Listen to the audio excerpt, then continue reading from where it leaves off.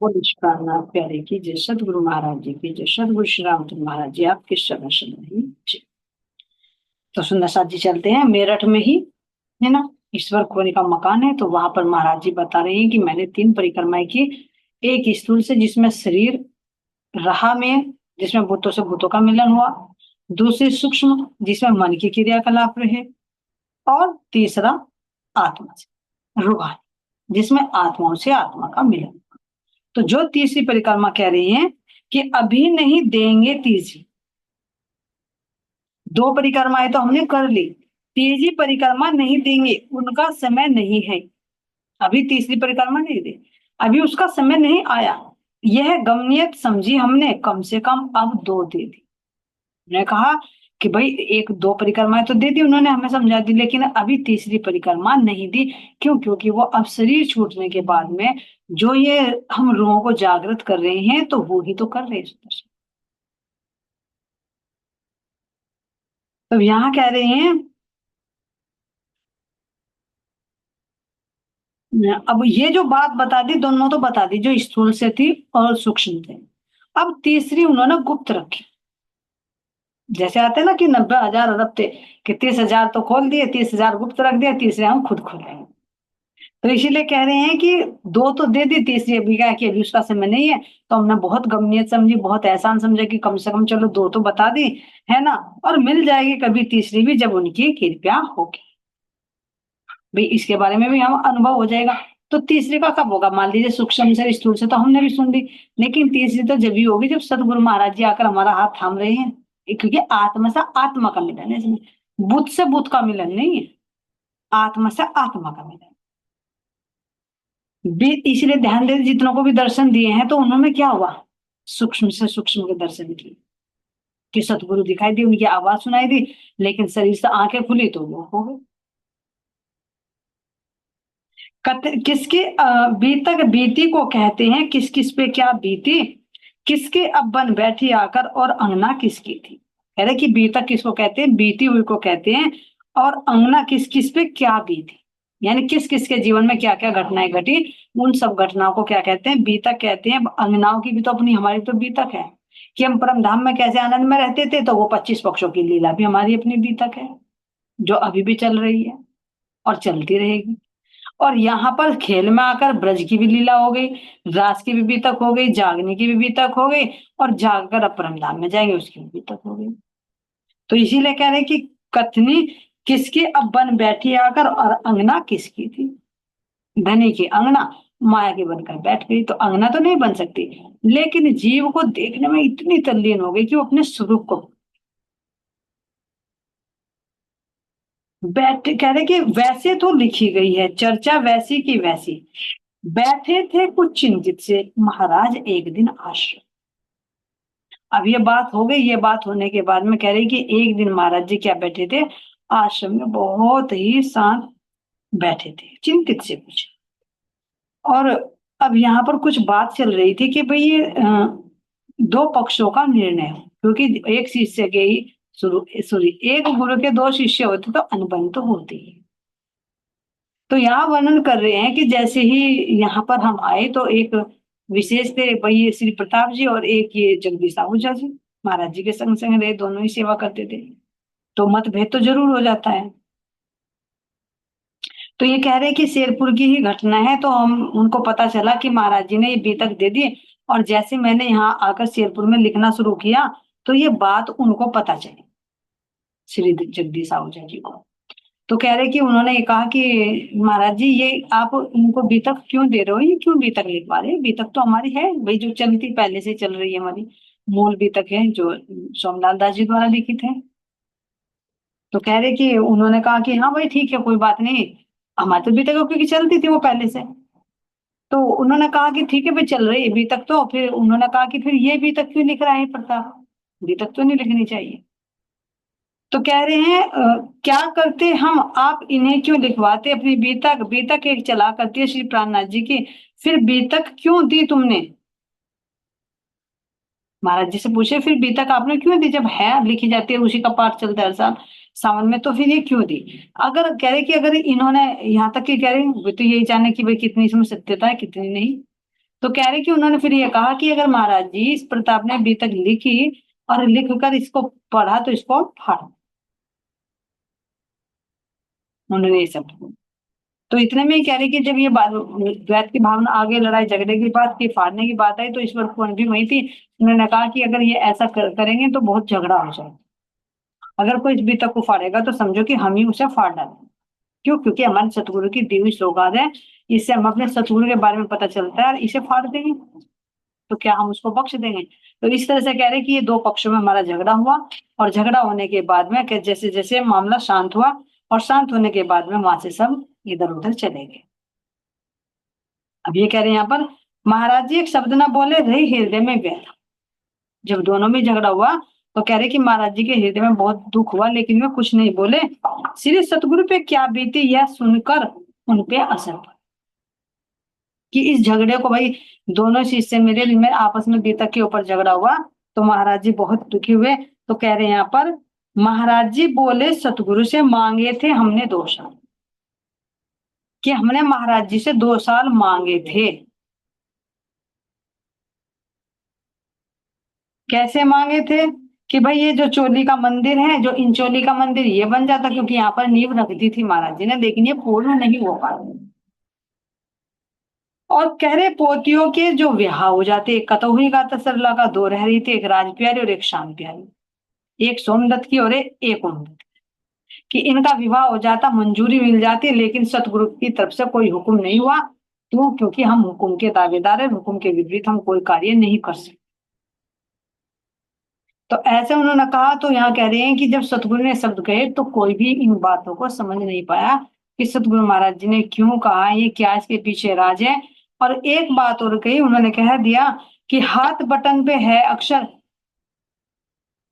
और रील चालू होगी। अब ये महाराज जी का विशेष कथन है। वो कहते थे कि हाथ बटन पर है और रील चालू होने वाली।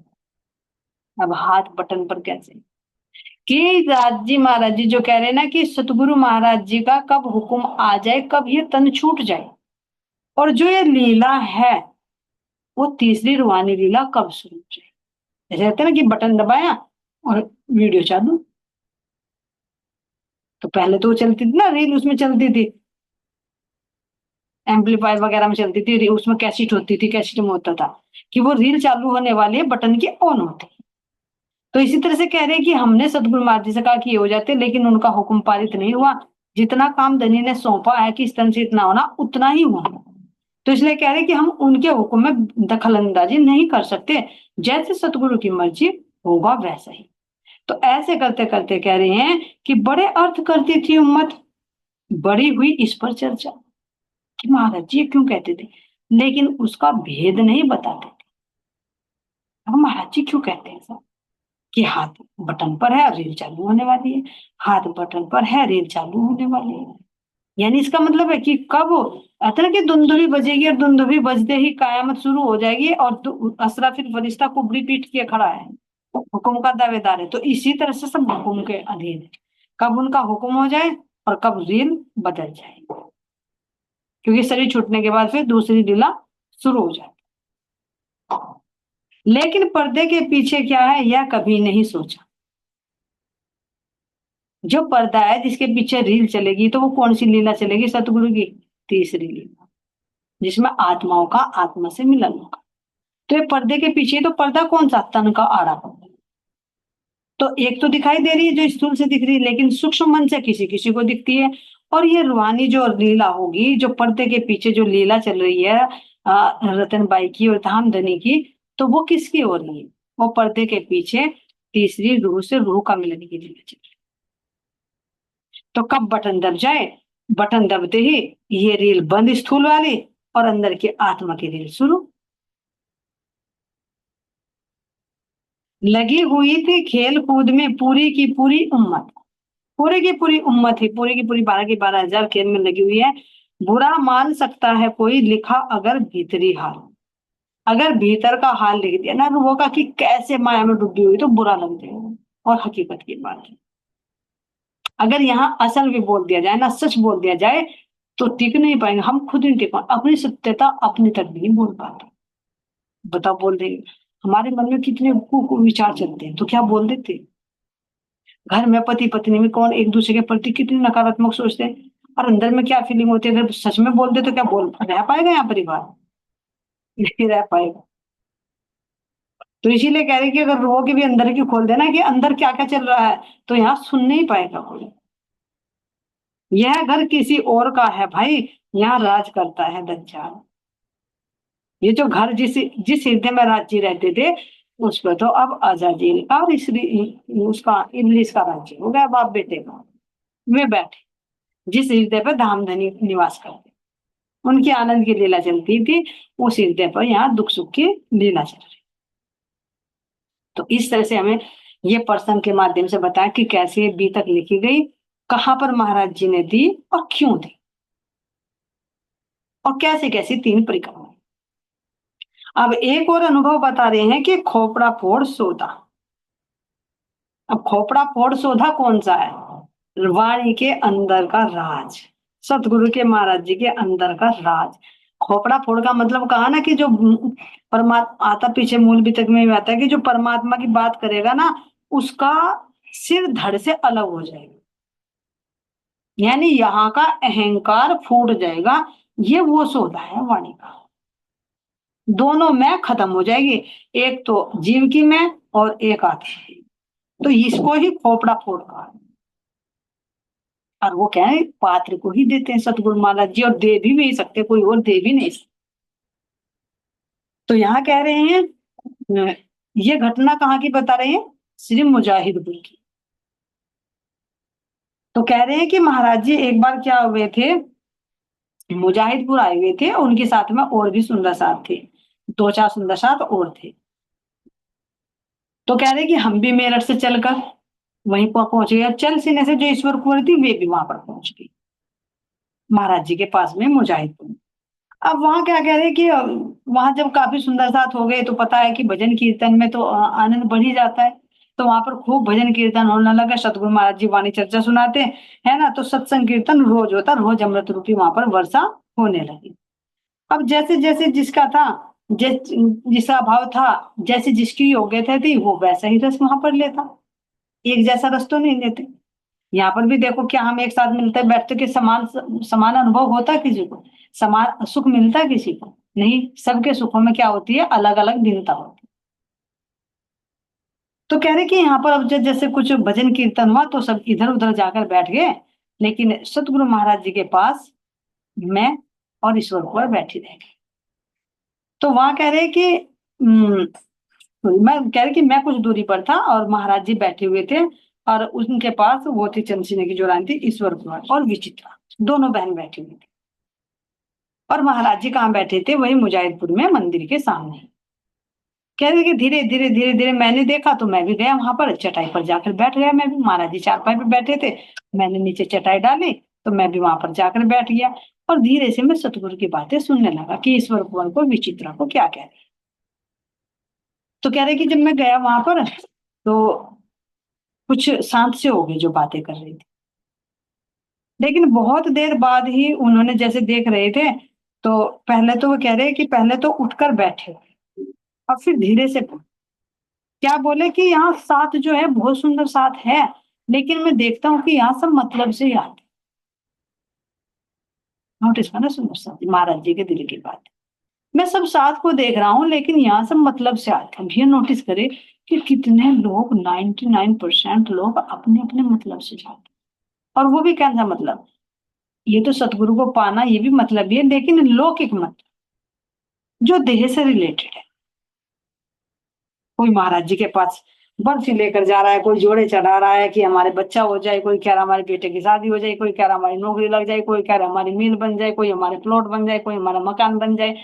तो महाराज जी इस चीज को देख रही है, और आज भी देख रही है। अगर हम समाधि पर जाकर महाराज जी की देखते हैं, तो कोई बिरला ही है जो सतगुरु के लिए बैठ कर होता, जो उनको उनसे पाना चाहता, अन्यथा लौकिक इच्छाएं ज्यादा होती है। तो महाराज जी यही बात कह रहे हैं कि यहाँ पर सुंदर साथ अपने मतलब से आते हैं, और दुख का मारा जाता था। ज्यादातर किसका? दुखों का मारा। मेरा पति लड़ता है, मेरे बच्चे परेशान करते हैं, मेरा कहना नहीं मानते, ये यही दुख दुख लगता है। जबकि ये तो लगा रहेगा जब तक हमारा इस जड़, इस दुख की जड़ नहीं कटे, तब तक ये लगा ही रहेगा। और वो कब कटेगी? जब ये खोपड़ा फोड़ सौदा मिले, उसके बिना नहीं कट सकती। तो कह रहे मुक्ति के लिए तो कोई नहीं आता हमारे पास बीबी जी, सब अपना लौकिक मतलब ले लेकर आ रहे हैं, आपस में बातें कर रही हैं। लेकिन धीरे धीरे कहा कि भाई हमारे पास तो है एक सौदा, लेकिन उस सौदे को कोई लेने वाला ही नहीं। हम तो देना चाह रहे हैं वो सौदा जो हमारे पास है, लेकिन कोई लेने के लिए तैयार नहीं है, तो हम क्या करें? अब इतनी बात सुनकर तो ईश्वर कुंवर बोले कि महाराज जी मुझे दो वो सौदा, मैं लेने के लिए तैयार हूँ। क्योंकि उन्हें तो पता था, पहले पहले उनके अंदर तो भाव था कि हमें सतगुरु के अलावा कुछ और नहीं चाहिए, क्योंकि बाहर का दिया हुआ सब कुछ था। लेकिन ये भी सुंदर साथी सतगुरु की मेहर होती, नहीं तो दिए हुए में और इच्छाएं बढ़ जाती है कि इतना तो है, इतना और हो जाए, वही 99 का आंकड़ा। नहीं, 99 तो मेरे पास में है, 1 रुपया और मिल जाए तो 100 रुपये हो जाए, फिर एक जोड़ने लगो, फिर 99 हो जाए तो फिर 100 हो जाए। लेकिन ये भी सतगुरु की कृपा है जो संतोष धन आ जाता है। तो उन्होंने ईश्वर कुंवर ने कहा कि महाराज जी आप मुझे दो, ये सौदा तो मैं लूंगी। तो इतना ही कहकर उन्होंने अपना पल्ला पसार दिया कि मुझे दो वो सौदा जो सा आपके पास में है। महाराज जी बोले तेरे बस की नहीं है वो, तेरे बस की नहीं है वो, थामना। फिर ऐसे ऐसे नहीं रहने की तू जैसी अब रह रही है। ध्यान देना सुंदर साहब, ऐसी नहीं रहेगी, पल्ले पड़ते ही तेरे तू पागल हो जाएगी। कैसे पागल हो जाएगी? उसको पाकर उसी की हो जाएगी, उसी में गल जाएगी, यहाँ संसार का भूल जाएगी। क्योंकि जिसको धुन चढ़ती है ना, दुनिया उसको पागल ही कहती है। पर वो ऐसी उस मस्ती में मस्त हो जाती है कि उसे तन का, घर का, किसी का, समाज का कोई भान नहीं रहता, बस एक धुन है तो बसते ही। ये तो धाम धनी का, परम धाम का प्रेम है सुंदर साथ जी। अगर यहाँ स्वर्ग तक का कहीं बैकुंठ तक के भी सुख को देखो जो मीराबाई को मिला, क्या रही उसे सुधी, छोड़ के चली गई राजपाट को। तो वो प्रेम आ जाए हृदय में तो क्या रह पाएगा यहाँ पर ये जीव भी? जब विरह में नहीं रह पाता तो क्या उस आनंद को सहन कर लेगा ये? नहीं कर ले। तो इसीलिए महाराज जी ने कहा कि तेरे बस की नहीं है वो संभालना, पागल हो जाएगी तो ऐसी नहीं रहेगी जैसे अब है।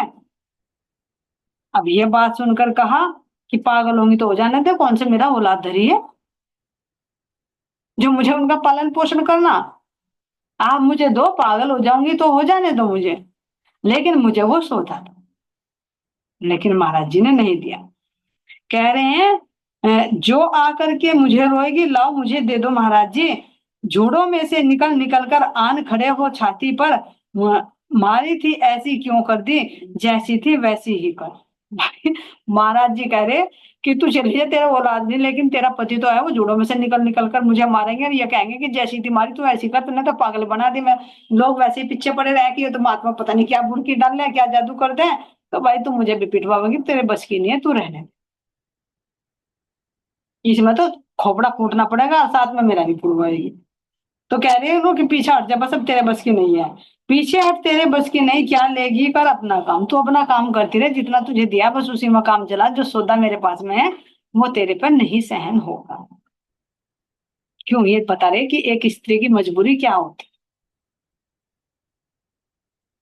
क्योंकि ये पुरुष सोचता है कि मेरी अमानत है, अगर साधु महात्माओं के चक्कर में पड़ गई तो मेरा तो घर बर्बाद हो जाएगा।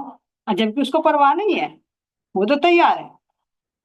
तो महाराज जी ने मना कर दिया, इस सौदे को क्या थामेगी तू, पहले अपने आप को था। ध्यान देना सुंदर साहब, ये क्या कह रहे इसमें, जो ये सौदा है जो महाराज जी के हृदय के गूढ़ रहस्य है, तो कह रहे इसको तो तू क्या संभालेगी, पहले अपने आप को संभालो। हमें भी कह रहे हैं कि हम सोचे महाराज जी हमें अंदर का वो दे दो, हमें अंदर का दे दो, अंदर का दे दो, तो कह रहे पहले तू अपने आप को ही संभाल ले, तू आत्म भाव में ही टिक जा। तो जो 3 गुणों के चक्कर में फंस जाती है, जीव भाव में आ जाती है, तो पहले अपने आप को संभाल ले। पहले आप पहचानो ये साधु, पहले आप पहचानो, और बिन आप चिन्ह कौन कहे मैं पार ब्रह्म को जानू। पहले तुझे ये दो दिया आत्मा के गुण, पहले तू इसी श्रृंगार को सज ले, उस अंदर के रस को तो तू कैसे संभाल पाएगी। तो ये हमें कह रहे महाराज जी कि पहले अपने आप को संभाल, यानी अपने आप को जीव भाव से, देह भाव से हटाकर आत्म भाव में स्थिर कर लो, तो ये तुम्हारा अपना आप का संभालना हो जाए। जब भी जीव बाह्य मुखी हो, जब भी इंद्रिया बाह्य मुखी हो, तो इनको उसी विवेक ज्ञान रूपी लाठी से फिर खींच कर इकट्ठा करके निकालो और उसमें उसे रहने में नहीं आओ। तो जब तुम अपने आप को संभाल लोगे तब तुम इस सौदे को संभाल पाओगे।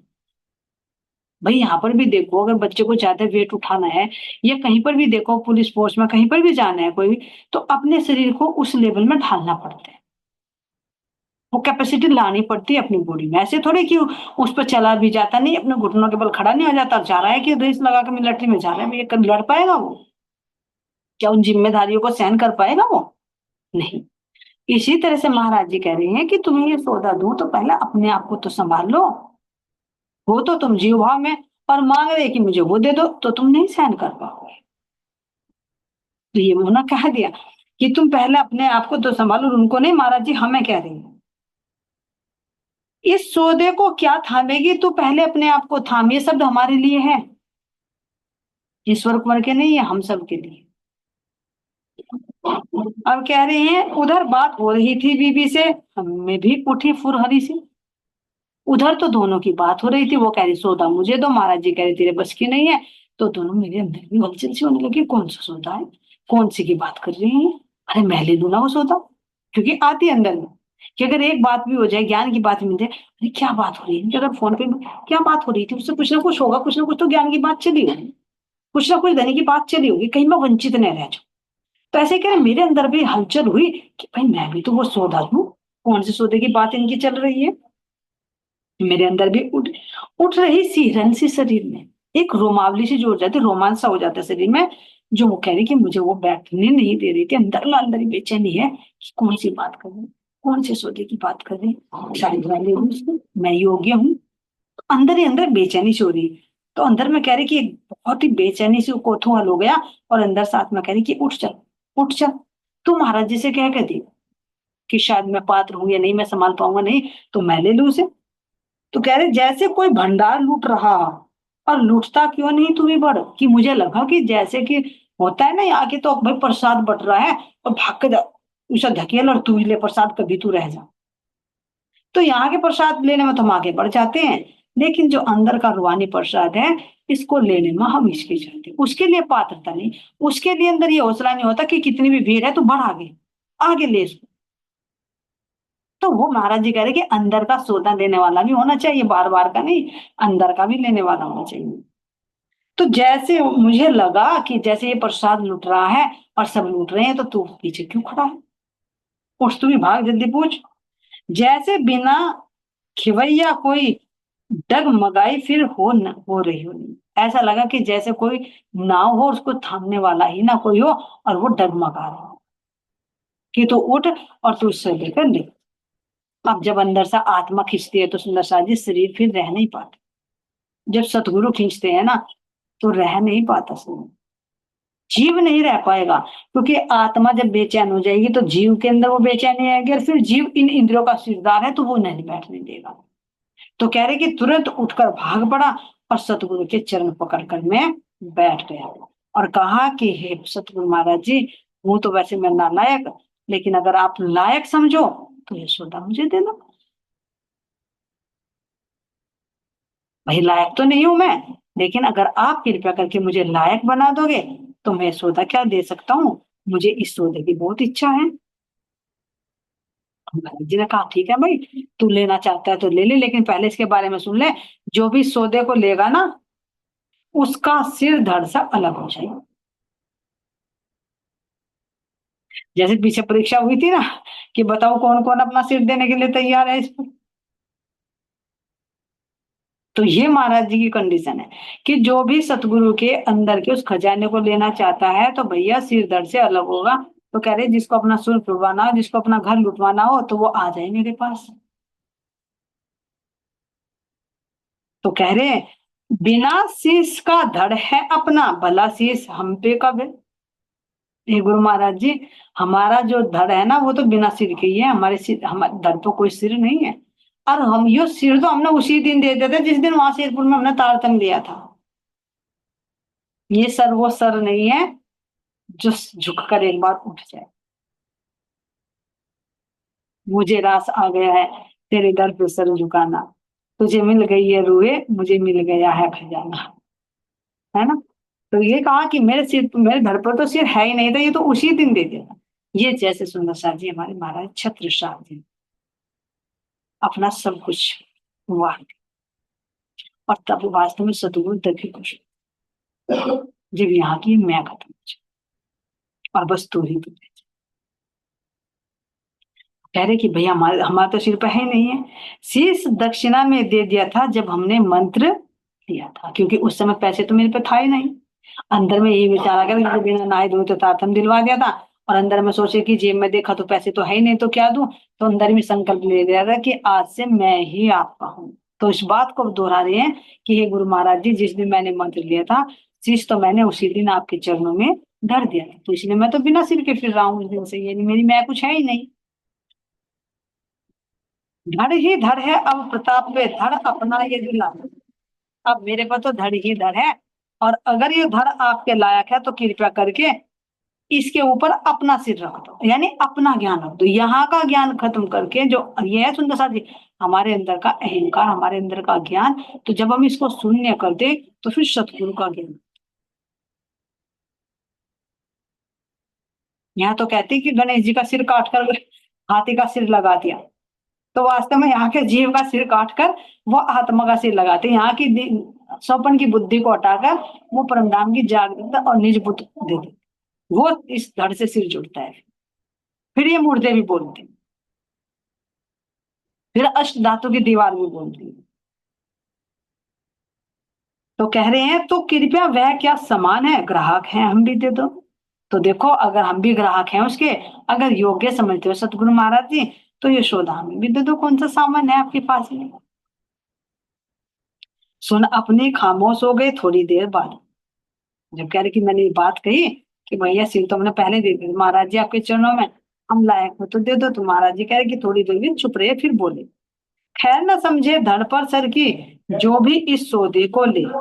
100 बातों की एक बात है, हजारों का एक दिन एक निचोड़, 1000 बातों का एक निचोड़ है कि भाई फिर अपने अ, सर पर धड़ की खैर न समझे।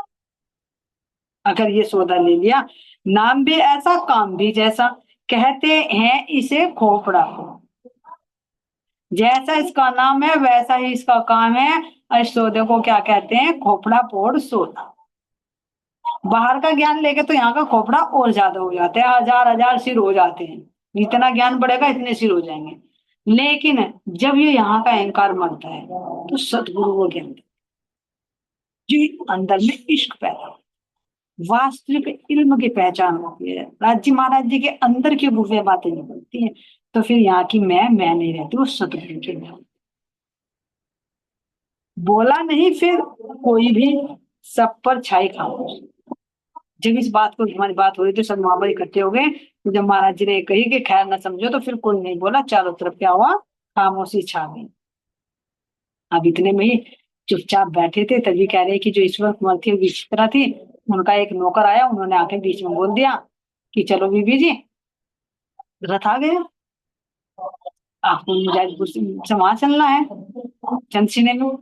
वो मेरठ मेरठ से रहती थी ना मेरा रथ आ गया।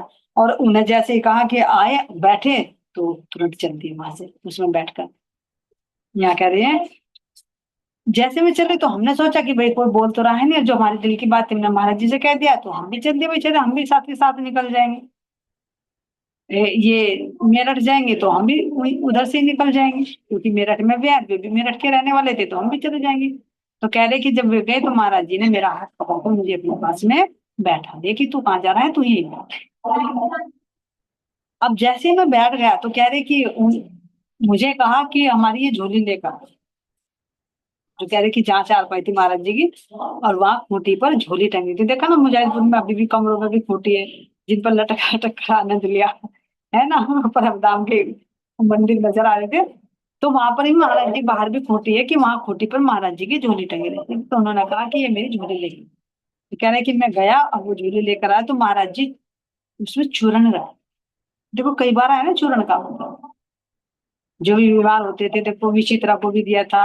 और सुल्तान सिंह थे, जब उन्होंने वो खा लिया थे, मदिरा पान कर लिया था, मांसाहार कर लिया था, तब गए तो उसको लेकर पेट में दर्द था, तो भी महाराज जी ने वही चूर्ण ही दिया था। तो वो चूर्ण कोई नॉर्मल चूर्ण नहीं है।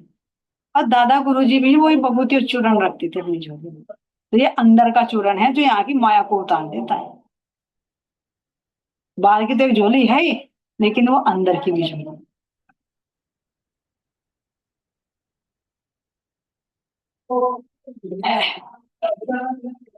जैसे महाराज जी ने कहा, यानी कि मैंने वो झोली ला कर दी, तो उसमें से महाराज जी ने एक चुटकी वो निकाला चूर्ण, और उस चुटकी से भी कम मुझे दिया। ये चुटकी तो दे ही नहीं सकते। एक बूंद आई हक दिल से तिन कायम किए तिरछद, और एक बूंद की सिपत देखिए ऐसे हक दिल में कैसा हो। जो एक बूंद वो इलम की आई है ना, वो भी अक्षर ब्रह्म में आई है। यहाँ जीव पर नहीं आ सकती, आत्मा पर नहीं आ सकती। तो ये देखिए कि एक बूंद आई, और ये तो इलम की आई, और इश्क की दे दे तो क्या शुद्ध बुद्ध रहेगी? नहीं रह। इसीलिए कह रहे कि एक चुटकी से भी बहुत कम। तो जैसे ही उन्होंने मुझे एक चुटकी दिया, तो चुटकी देकर कह रहे कि जैसे मैंने हाथ फैलाया तो सब क्या कह रहे, खाने पीने सब काम हो गया। होने के बाद अब महाराज जी के यहाँ पे वो तो ले लिया, लेकिन अब महाराज जी के यहाँ यहाँ शाम को गादी लगी। तो उस गादी पर महाराज जी बैठ गए, और सुंदर सा जो आसपास के थे वो भी भजन कीर्तन करने लगे। और मैंने भी अपनी डायरी निकाली, और उसमें से इतना बढ़िया भजन गाया, भजन को गाते गाते ऐसे लगा पता नहीं आज कितना आनंद बरसना। अब इसी रात्रि में क्या लीलाएं होती है सुंदर साथ जी उस चूर्ण को खाकर, ये सर्वन करेंगे कल। आज के लिए इतना। सुंदर साथ जी, गुरु के प्राणनाथ प्यारे की जय, सतगुरु महाराज जी की जय, सतगुरु श्री रामचंद्र महाराज जी आपकी सदा सदा ही जय। जिसने भी सुंदर साथ के चरण में कोटि कोटि